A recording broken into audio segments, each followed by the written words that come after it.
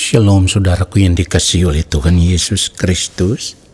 Mari kita siapkan hati kita dan kita akan masuk dalam doa syukur hari ini.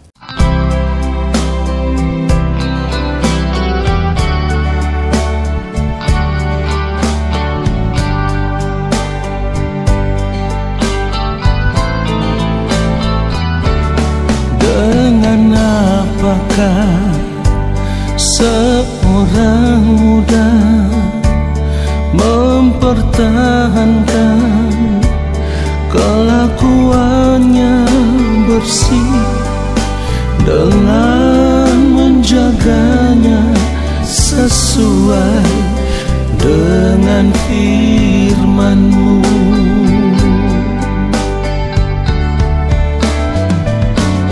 Dengan apakah seorang muda mempertahankan kelakuannya bersih dengan menjaganya sesuai dengan firman-Mu.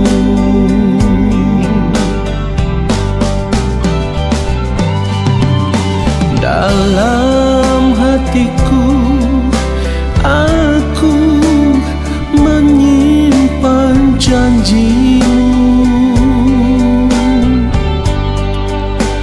supaya aku jangan berdosa terhadap Engkau.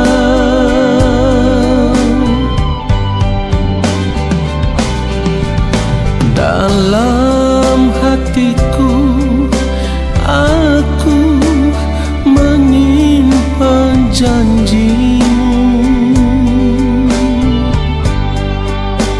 supaya aku jangan berdosa terhadap Engkau.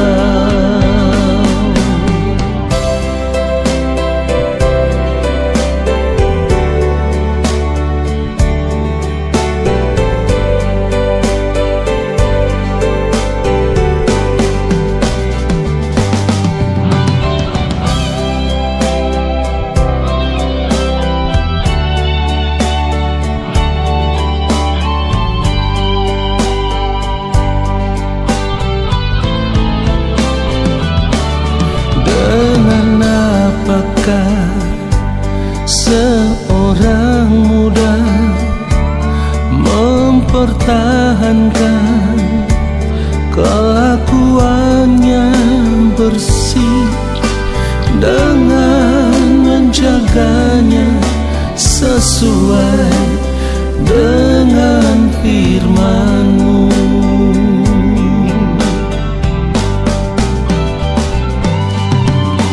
Dalam hatiku aku menyimpan janji-Mu, supaya aku jangan berdosa terhadap Engkau.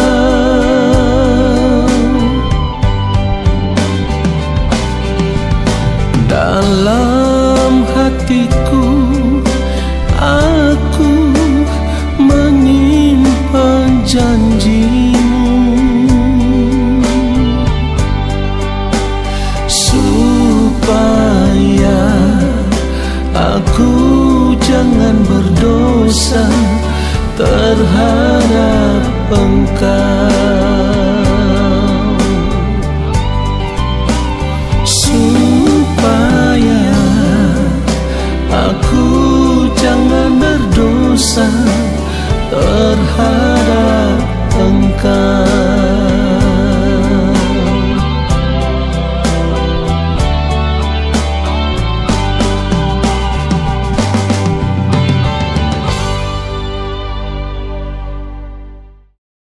Mari kita berdoa. Allah Bapa kami yang ada di dalam kerajaan sorga, saat ini kami ada di hadapan-Mu ya Allah. Kami mau menikmati hadirat-Mu. Kami mau Tuhan menanti-nantikan firman-Mu. Berbicaralah bagi kami. Sampaikanlah apa yang menjadi isi hati Bapa kepada kami. Roh Kudus Tuhan, ajar kami mengerti setiap kebenaran yang kami dengar. Lalu kami mau berjuang untuk hidup seturut dengan firman-Mu ya Tuhan di sepanjang hari hidup kami. Supaya kehidupan kami boleh ditemukan berkenan di hadapan Bapa. Di dalam nama Tuhan Yesus Kristus kami berdoa dan kami siapkan hati untuk menerima kebenaran firman Tuhan saat ini. Amin.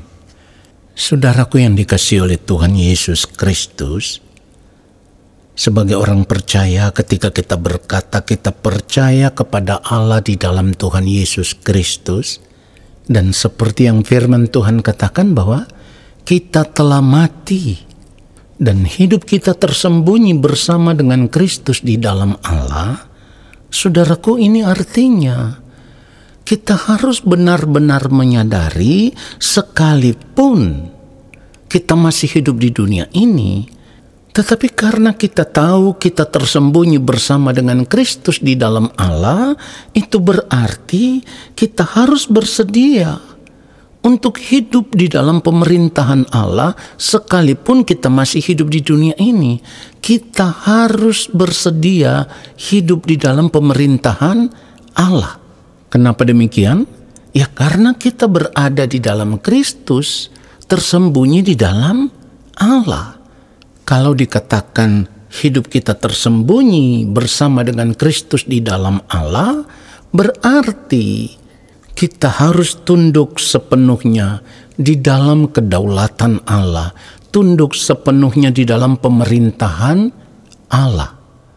Di dalam Kolose pasal 3, kalau kita membaca ayatnya yang ketiga, firman Tuhan katakan, sebab kamu telah mati dan hidupmu tersembunyi bersama dengan Kristus di dalam Allah. Kalau dikatakan sebab kamu telah mati, mati yang dimaksudkan di sini adalah karena kita saat ini sudah berada di dalam Kristus, itu artinya kita sudah harus mati terhadap kehidupan kita yang lama. Lalu kita bersedia mengenakan kehidupan yang baru, yaitu hidupnya Kristus. Sekali lagi, kita harus bersedia mengenakan kehidupan yang baru, yaitu hidupnya Kristus. Inilah yang firman Tuhan maksudkan. Kalau kita berkata kita ada di dalam Yesus, ya, maka kita wajib hidup sama seperti Kristus telah hidup. Kalau kita tidak mau hidup mengenakan hidupnya Yesus, itu artinya kita belum mati dari cara hidup kita yang lama. Kita masih tetap tinggal di dalam manusia yang lama. Padahal saat ini kita mengaku kita berada di dalam Yesus.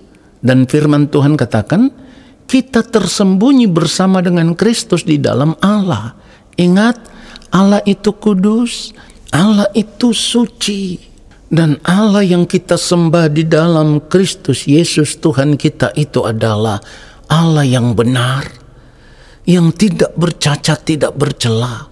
Oleh karenanya kalau kita mengerti bahwa saat ini hidup kita tersembunyi bersama dengan Kristus di dalam Allah, maka kita harus menjaga kesucian hidup kita. Kita harus menjaga kekudusan hidup kita. Kita harus menjaga kebenaran hidup kita. Kita harus menjaga seluruh aspek kehidupan kita supaya tidak bercacat, tidak bercela di hadapan Allah. Sebab kalau masih ada cacat celah, artinya kita masih suka berbuat salah, berbuat dosa. Kita tidak menjaga kesucian hidup kita. Kita tidak menjaga kekudusan hidup kita. Kita tidak bersedia hidup di dalam kebenaran dari hari lepas hari. Artinya kita tidak hidup mengenakan hidupnya Kristus. Maka kita tidak bisa menyatu dengan Allah. Yang artinya kita tidak berada di dalam Allah. Saudaraku, hal ini yang tidak pernah kita perkarakan dengan serius selama ini. Kita hanya mengaku diri sebagai orang percaya, sebagai orang Kristen, tetapi kita tidak pernah memperkarakan dengan serius bahwa ketika kita menjadi orang percaya yang berada di dalam Kristus, berarti kita harus bersedia hidup di dalam pemerintahan Allah. Padahal kita tahu ketika Tuhan Yesus mengajarkan kepada kita doa Bapa kami, di dalam ayat 9 dikatakan Bapa kami yang di sorga, dikuduskanlah namamu. Lalu ayat 10 dikatakan, datanglah kerajaanmu, jadilah kehendakmu di bumi seperti di sorga. Jadi kita tidak boleh hidup mengikuti keinginan diri kita sendiri atau mengikuti kehendak diri kita sendiri. Sekalipun kita masih hidup di dunia ini, karena kita berkata datanglah kerajaanmu, kerajaan berbicara tentang pemerintahan Allah, maka kita harus hidup tunduk di dalam kedaulatan Allah, tunduk di dalam pemerintahan Allah sepenuhnya. Artinya kalau kita tidak bersedia untuk hidup dalam pemerintahan Allah, hidup di dalam kedaulatan Allah, maka kita tidak layak menjadi anak-anak Allah. Sebab anak-anak Allah itu adalah anak-anak yang mau tunduk di dalam pemerintahan Allah, hidup melakukan apa yang menjadi kehendak Allah Bapa di sorga. Perhatikan, di dalam kehidupan yang mulia Tuhan Yesus Kristus, ketika hidup dalam keadaan yang sama seperti manusia selama hidup di dunia ini, tidak ada hal yang lain yang dilakukan oleh Tuhan Yesus selain hidup melakukan apa yang menjadi kehendak Allah Bapa di sorga. Tuhan Yesus berkata, makananku ialah melakukan kehendak Dia yang mengutus aku dan menyelesaikan pekerjaannya. Saudara perhatikan baik, ini merupakan ketaatan yang sempurna, ketaatan tanpa batas. Dan ketaatan yang ditunjukkan oleh yang mulia Tuhan Yesus Kristus itu sampai di akhir hidupnya, sampai Ia mati di atas kayu salib. Itulah kenapa saya katakan tadi, ketaatan yang mulia Tuhan Yesus Kristus itu adalah ketaatan yang sempurna. Nah, sebagai anak-anak Allah, kita juga harus memiliki ketaatan yang seperti itu. Ketaatan yang tanpa batas, ketaatan yang sempurna. Artinya ketika kita masih hidup di dunia ini, kita sudah tidak boleh mengikatkan hidup kita dengan dunia ini. Kita harus mengikatkan hidup kita dengan Allah Bapa di sorga. Lalu di sepanjang hari hidup kita, apapun yang kita lakukan harus merupakan kehendak Allah Bapa di sorga. Segala sesuatu yang kita lakukan merupakan kehendak Allah Bapa di sorga. Inilah cara hidup yang dikatakan menyukakan dan menyenangkan hati Allah Bapa di sorga. Perhatikan, saya katakan tadi, Tuhan Yesus hidup dalam ketaatan yang sempurna, melakukan apa yang menjadi kehendak Allah Bapa di sorga. Dari cara hidup yang seperti itulah, ketika Tuhan Yesus masih di dunia ini, Allah Bapa di sorga berkata, inilah anakku yang kukasihi, kepadanyalah aku berkenan. Itu yang dikatakan di dalam Matius 3 ayat 17. Lalu terdengarlah suara dari sorga yang mengatakan, inilah anakku yang kukasihi, kepadanyalah aku berkenan. Lalu di dalam Lukas 9 ayat 35 dikatakan, maka terdengarlah suara dari dalam awan itu yang berkata, inilah anakku yang kupilih, dengarkanlah dia. Saudaraku, kalau dikatakan dengarkanlah dia, artinya apapun yang dikatakan oleh yang mulia Tuhan Yesus Kristus, itulah yang harus kita lakukan di dalam kehidupan kita. Dengan kata lain, sebagaimana Kristus telah hidup, seperti itulah kita harus hidup. Artinya hidup melakukan apa yang menjadi kehendak Allah Bapa di sorga. Dan firman Tuhan mengatakan akan hal itu. Firman Tuhan berkata, barang siapa mengatakan bahwa ia ada di dalam Dia, ia wajib hidup sama seperti Kristus telah hidup. Sekarang pertanyaannya adalah, apakah kita mengaku kita berada di dalam Yesus? Pasti kita berkata, ya, kita berada di dalam Yesus. Kalau kita berkata kita berada di dalam Yesus, Maka mari kita menjawab pertanyaan ini dengan jujur. Apakah kita sudah hidup sama seperti Kristus telah hidup? Karena hidup sama seperti Kristus telah hidup itu adalah kewajiban. Artinya tidak bisa tidak.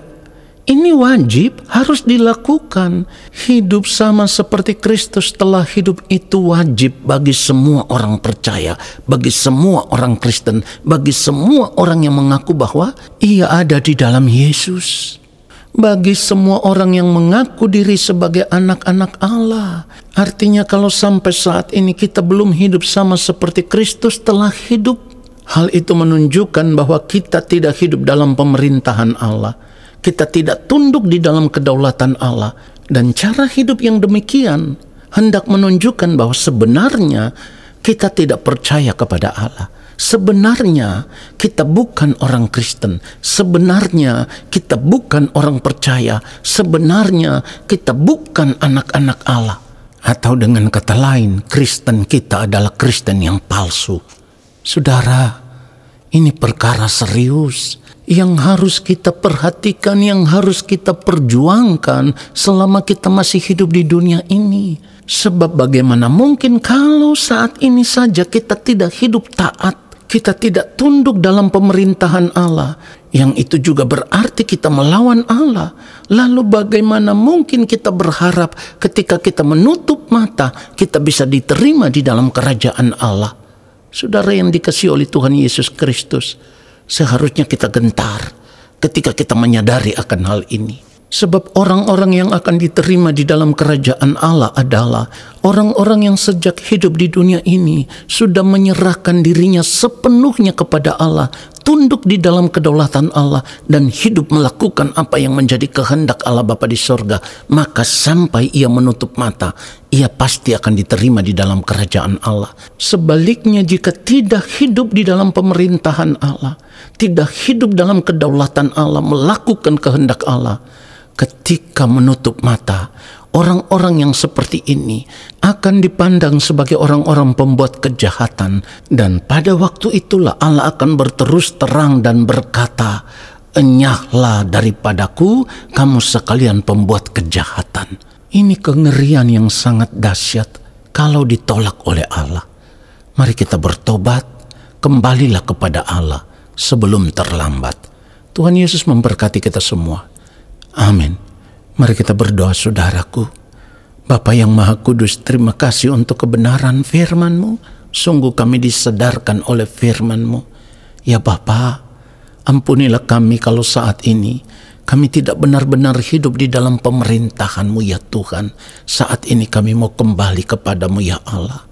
Kami mau hidup dalam kesucian, kekudusan, dalam kebenaran, hidup dalam ketaatan, dan melakukan apa yang menjadi kehendak-Mu di sepanjang sisa umur hidup kami. Kami mau hidup menyukakan, menyenangkan hati Bapa di sorga. Terima kasih Bapa untuk firman-Mu. Saat ini kami mengangkat tangan di hadapan Bapa di sorga. Kami percaya Engkau akan memberkati hidup kami. Segala berkat kasih karunia daripada Allah Bapa di sorga, rahmat cinta kasih yang berlimpah-limpah dari Gembala Agung yang mulia Tuhan Yesus Kristus, di dalam persekutuan yang manis dengan Roh Allah yang kudus, turun atas kehidupan kita semua, menyertai langkah hidup kita semua, dan memberkati hidup kita semua sekarang dan sampai selama-lamanya. Amin. Saudaraku, terima kasih sudah mengikuti doa syukur hari ini. Sampai jumpa dalam doa syukur besok hari. Tuhan Yesus memberkati kita semua. Shalom.